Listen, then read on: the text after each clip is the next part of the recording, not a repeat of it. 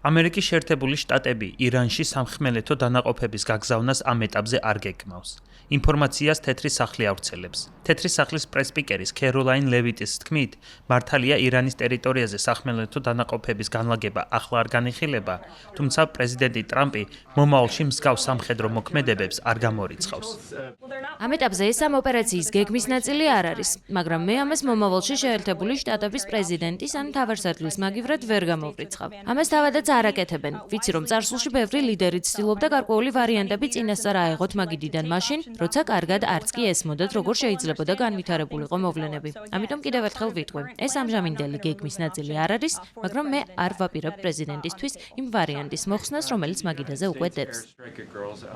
თეთრ სახლში გამართულ პრესკონფერენციაზე ქეროლაინ ლევიტს დაუსვეს კითხვა, იყო თუ არა შეერთებული შტატები ან ისრაელი პასუხისმგებელი ირანში გოგონების სკოლის დაბომბვაზე, რომლის შედეგადაც 160-ზე მეტი ადამიანი დაიღუპა. ქეროლაინ ლევიტის ინფორმაციით ამ საკითხთან დაკავშირებით გამოძიება მიმდინარეობს. მან ასევე განაცხადა, რომ ირანის ბოროტი რეჟიმისგან განსხვავებით, შეერთებული შტატები მშვიდობიან მოქალაქეებს არ ერჩის. სკოლის დაბომბვის შესახებ ინფორმაცია ირანულმა მხარემ გაავრცელა. სოციალურ მედიაში გავრცელებულ კადრებში ჩანს საფლავები, რომლებშიც ირანული მხარის ინფორმაციით 160-ზე მეტი გოგონაა დაკრძალული, რომლებიც ქალაქ მინაფში სკოლის შენობაზე მიტანილი იერიშისას დაიღუპნენ.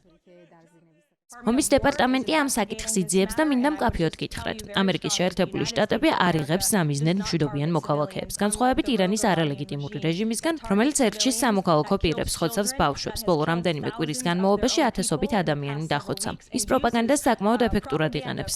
სამწუხაროდ, ამ ოთახში მყოფმა ბევრმა ადამიანმა ეს პროპაგანდა დაიჯერა. ამიტომაც გაგაფრთხილებდით, ნუ გაიშვათ ხელს ამერიკის შეერთებული შტატებისკენ, როდესაც საქმე ეხება სამოქალაქო პირების მიზანში ამოღებას, რადგან ეს არ არის ის, რასაც ჩვენი შეიარაღებული ძალები აკეთებენ. სკოლის დაბომბვასთან დაკავშირებით განცხადება გააკეთა ამერიკის შეერთებული შტატების ომის მდივანმა პიტ ჰექსეტმა. მისი თქმით, საქმეს ამერიკის შეერთებული შტატები გამოიძიებს. პიტ ჰექსეტის განცხადებით, ირანი ამერიკულ იერიშებს დიდხანს ვერ გაუძლებს, რადგან ირანის არმია ფაქტობრივად განადგურებულია.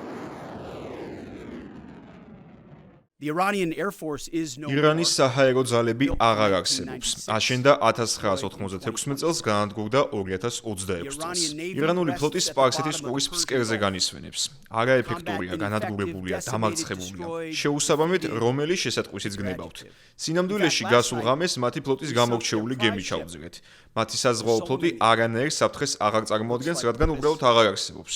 სინამდვილეში გუშინ ინდოეთის ოკეანეში და ჩვენ ამას მოგვიანებით ეკრანზეც გაჩვენებთ, ამერიკულმა წყალქვეშა ნავმა ჩაძირა ირანული სამხედრო გემი, რომელზეც თეირანი ფიქრობდა, რომ ის საერთაშორისო წყლებში უსაფრთხოდ იყო. ამის ნაცვლად ის ტორპედომ ჩაძირა. ეს არის 7 სიკვდილი. ეს არის მეორე მსოფლიო ომის შემდეგ მტრის გემის ტორპედოთი ჩაძირვის პირველი შემთხვევა. ამერიკის შეერთებული შტატების პრეზიდენტ დონალდ ტრამპის განცხადებით, ოპერაცია ეპიკური რისხვა წარმატებით მიმდინარეობს და შეერთებული შტატების ძალებმა მასშტაბურ პროგრესს მიაღწია.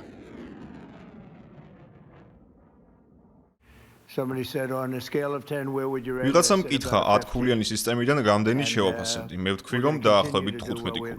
ჩვენ წარმატებას მივაღწევთ. მსოფლიოში ყველაზე ძლიერი სამხედრო ძალა გვყავს. ეს ჩვენთვის მრავალი წლის განმავლობაში უდიდესი საფრთხე იყო. 47 წლის განმავლობაში ისინი ხოცავდნენ როგორც ჩვენს, ისე სხვა ხალხს. ვფიქრობ, ჩვენ დიდი მხარდაჭერა გვაქვს. ჩემი აზრით, პირველებს ჩვენ რომ არ დაგვეწყო, ისინი ამას ისრაელს გაუკეთებდნენ. შესაძლებლობა რომ ჰქონდათ, ჩვენს დაგვარტყამდნენ. რომ არ შეგვეწყვიტა ერთ-ერთი ყველაზე ცუდი შეთანხმება, რომელიც კი ოდესმე დადებულა. მე მას ვუწოდებ ობამას ბირთვულ შეთანხმებას, რომლის მიხედვითაც მან ირანს ყველაფერი მისცა. ბირთვული იარაღიც კი. ცუდი რაღაცეები მოხდებოდა, რადგან მათ უკვე ექნებოდათ იარაღი. ეს ყველაფერი მოხდებოდა 4 წლის წინ, რომ არ გამეწყვიტა ეს შეთანხმება. ახლა ძალიან ძლიერ პოზიციაში ვართ და მათი ლიდერები სწრაფად ხრებიან. ყველა, ვისაც ლიდერობა უნდა, საბოლოოდ კვდება. საოცარი რამ ხდება თქვენ თვალწინ. თერთ სახში ასევე ადასტურებენ ცნობებს იმის შესახებ, რომ დონალდ ტრამპი ესაუბრა ერაყსა და ირანში ქურთ ლიდერებს. თუმცა, როგორც თერთ სახში ამბობენ, პრეზიდენტმა ტრამპმა ქურთ ლიდერებთან მხოლოდ ერაყში არსებული ამერიკული ბაზების საკითხი განიხილა. თეთრი სახლის განცხადებით, ინფორმაცია ქურთული დაჯგუფებების საბრძოლო მოქმედებაში ჩართვის შესახებ სრული სიცრუეა.